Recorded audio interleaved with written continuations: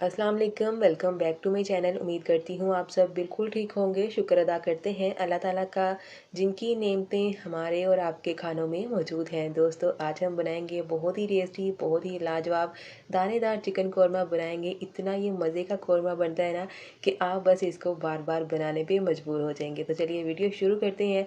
Video पसंद आए इसको लाइक, शेयर और कमेंट ज़रूर करिएगा। चैनल को सब्सक्राइब नहीं किया तो चैनल को सब्सक्राइब भी ज़रूर करिएगा। सबसे पहले कढ़ाई में हमने 1 कप घी डाला है। घी के साथ इस कौरमे का फ्लेवर बहुत ही अच्छा आएगा। आप चाहें तो बटर या तेल का भी इस्तेमाल कर सकते हैं। इसमें हमने 3 मीडियम साइज़ के बिल्कुल बारीक कट किए हुए प्याज डाल देने हैं। इनको हमने अच्छा सा लाइट गोल्डन होने तक फ्राई कर लेना है। जब इस तरह से थोड़ा पिंकिश होना शुरू होगा प्याज, तब हमने इसको बहुत एहतियात के साथ फ्राई करना है। इस स्टेज पे ना ये बहुत ही जल्दी डार्क हो जाएगा। तो यहाँ पर देखिए हमारा प्याज अच्छे से लाइट ब्राउन हो चुका है। इस स्टेज पे हमने इसको निकाल लेना है, क्योंकि जब हम प्याज को निकाल के रखते हैं तब भी कुछ सेकंड के लिए इसका जो कुकिंग प्रोसेस है वो चलता रहता है। तो इसलिए हमने इस स्टेज पे इसको निकाल लेना है। तो यहाँ पर देखिए मैंने सारा प्याज एक बर्तन में निकाल लिया है। इसको ठंडा होने के लिए रख देंगे। और अब उसी घी में हमने कुछ खड़े मसाले डालने हैं। 10 से 12 काली मिर्च है, 3 सब्ज़ वाली इलायची है, 2 इंच का दालचीनी का टुकड़ा है और 4 से 5 लौंग हैं। अब सभी चीज़ों को ऑयल में अच्छा सा कड़कड़ाएंगे ताकि इनकी जो खुशबू है ना वो अच्छी तरह से इसमें आ जाए। अब हमने इसमें चिकन डाल देना है। मैंने यहाँ पर 1 केजी चिकन लिया है। इसको पहले हमने अच्छी तरह से साफ़ कर लिया है। चिकन को अब हमने इसमें फ्राई करना है गोल्डन होने तक। ये देखिए चिकन को ना हमने अच्छी तरह से फ्राई कर लेना है। इस तरह से जो चिकन की स्मेल है वो अच्छी तरह से ख़त्म हो जाएगी, बिल्कुल भी इसकी स्मेल नहीं रहेगी। तो यहाँ पर देखिए चिकन हमारा अच्छी तरह से फ्राई हो चुका है। इस तरह से लाइट गोल्डन जब हो जाएगा तब हम इसमें दूसरी चीज़ें शामिल करेंगे। तो जब ये गोल्डन हो जाएगा तब हम इसमें टमाटर शामिल करेंगे। मैंने यहाँ पर आधा किलो टमाटर लिए हैं, जिनको रफली कट कर लिए हैं वो इसमें डाल देते हैं। अब हमने हाई फ्लेम के ऊपर तकरीबन 2 से 3 मिनट के लिए इनको कुक करना है ताकि ये जल्दी सॉफ्ट हो जाए। तो टमाटर को हमने अच्छी तरह से सॉफ्ट कर लेना है चम्मच को हिलाते हुए। यहाँ पर देखिए टमाटर हमारे अच्छी तरह से सॉफ्ट हो चुके हैं, अच्छा सा इनका मसाला बन चुका है। अब हमने इसकी मिक्सिंग करने के बाद इसमें कुछ मसाले डालने हैं। इसमें जाएगा 1 चम्मच इसमें नमक जाएगा या टेस्ट के अकॉर्डिंग इसमें डालिएगा।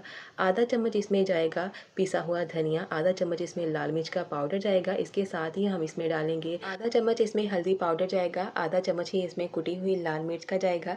इसके बाद हमने इसमें 1 टीस्पून साबुत ज़ीरा डालना है और 1 टीस्पून ही इसमें गरम मसाला डालना है।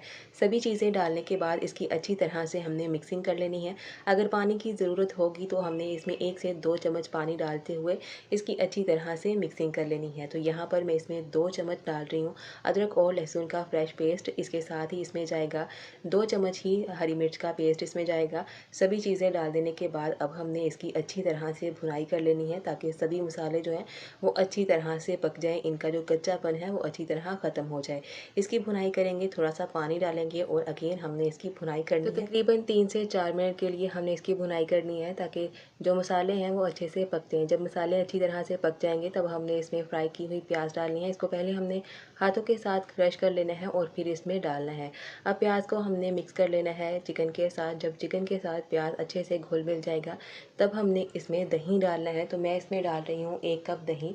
दही को डालने से पहले फ्लेम को हमने स्लो कर लेना है और 1 कप इसमें जाएगा दही। दही को पहले अच्छी तरह से हमने फेंट लेना है और दही की मिक्सिंग करने के बाद हमने फ्लेम को दोबारा से मीडियम टू हाई के बीच में रखना है और इसको पकाना है। तो अब हमने इसके अंदर डालना है 1 चम्मच कौरमा मसाला। ये बिल्कुल ऑप्शनल है, अगर आप चाहें तो इसको स्किप भी कर सकते हैं, डालेंगे तो फ्लेवर और अच्छा आएगा। तो इसकी मिक्सिंग कर लेते हैं और अब हमने इसकी ग्रेवी बनाने के लिए इसमें पानी डालना है। ज़रूरत के मुताबिक जितनी ग्रेवी बनानी होगी उतना पानी इसमें शामिल करेंगे। मैं 1 गिलास इसमें पानी डाल रही हूँ। 1 गिलास पानी डालने के बाद इसकी मिक्सिंग कर लेते हैं और अब हमने इसको तकरीबन 4 से 5 मिनट के लिए लो टू मीडियम फ्लेम पर कवर कर देना है ताकि ये अच्छे से पक कर तैयार हो जाए।